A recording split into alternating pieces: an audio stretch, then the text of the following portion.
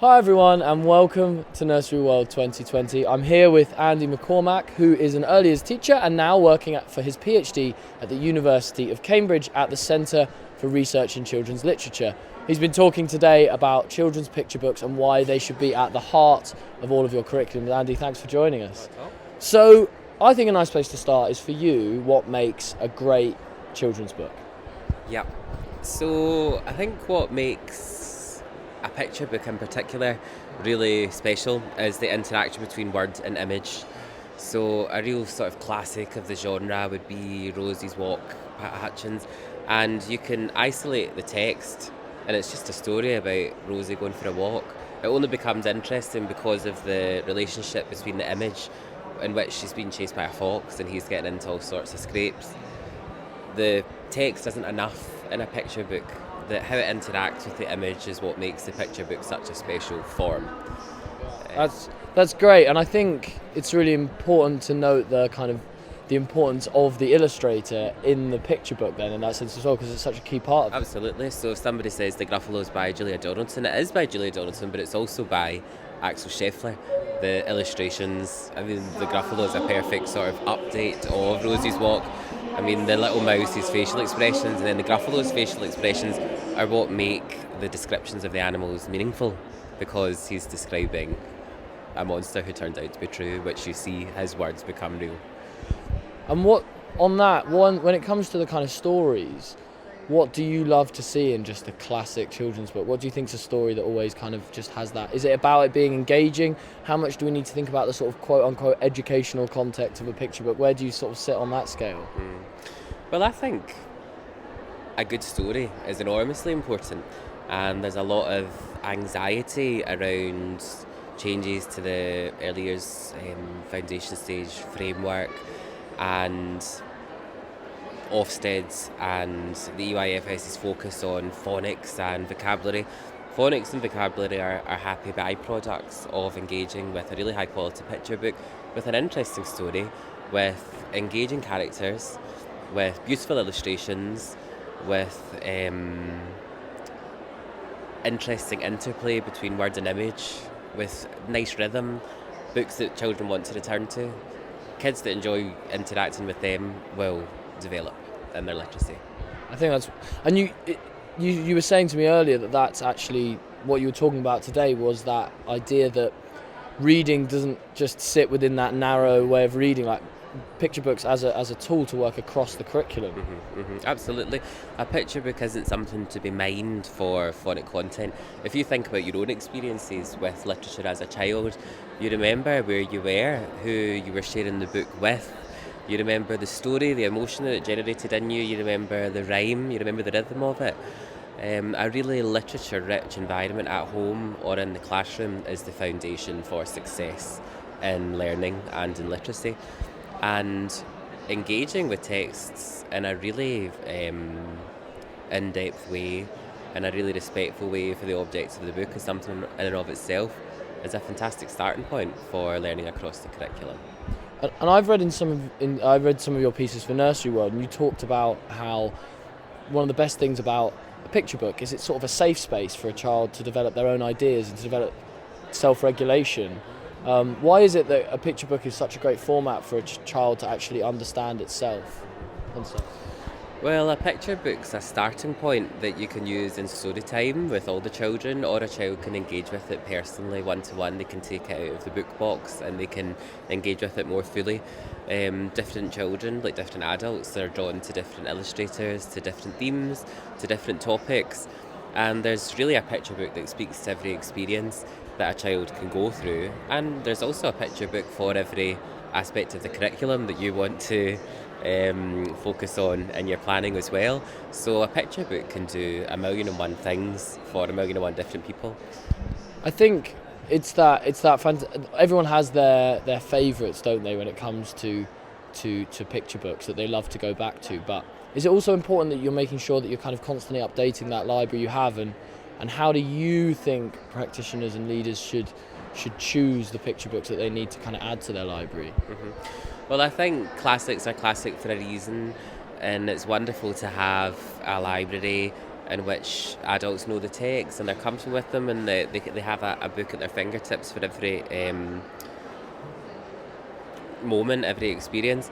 But there's so many exciting picture books being published just now, and there's lots of fantastic organisations which publish lists, prize lists, topic lists, so the Centre for Literacy in Primary Education, Book Trust, a project called IBE, a project called Project Lampedusa, which has lists of wordless picture books, Empathy Lab, they've got texts for Ph.D, developing empathy in particular. So there's a huge amount of wonderful literature being published, and it's very easy to access very high quality recommendations.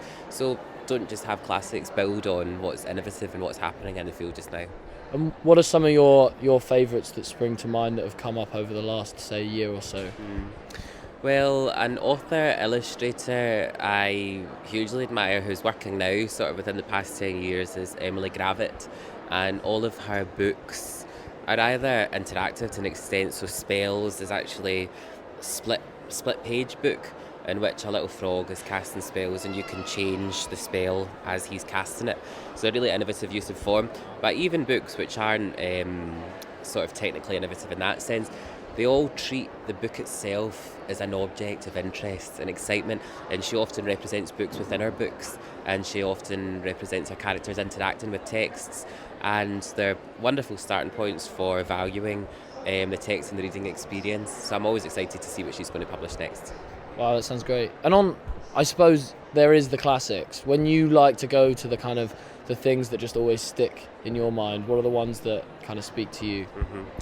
Well, I do love, I started off with Rosie's Walk, just mentioning the sort of really interesting interplay between word and image, and the Gruffalo I see is a real descendant of that sort of value for word and image and humour. Actually, you can get editions of the Gruffalo and the Gruffalo's Child, which is the Gruffalo's Wain in Scots. So they're sort of modern classics that I'm really delighted to see taking their place in that sort of canon. But I think my favourite picture book, which I'll always turn to, is The Big Bad Pig and the Three Little Wolves. Helen Oxenbury illustrated that, Eugene Trevisis wrote it. I just adore her illustrations, and I think it's so funny and really moving. It's interesting that you talk about illustrations being such an important part of that, because I suppose the wonderful thing about a picture book is that it's relevant no matter where the child is at, because they can always engage with it on that front. Well, one of the best-selling books of the year, certainly it was Waterstone's book of the year, was Charlie Mackesy's The Boy, the Horse, the Mole and the Fox, which is a picture book for everyone, really for adults actually. It's such a sort of profound medium.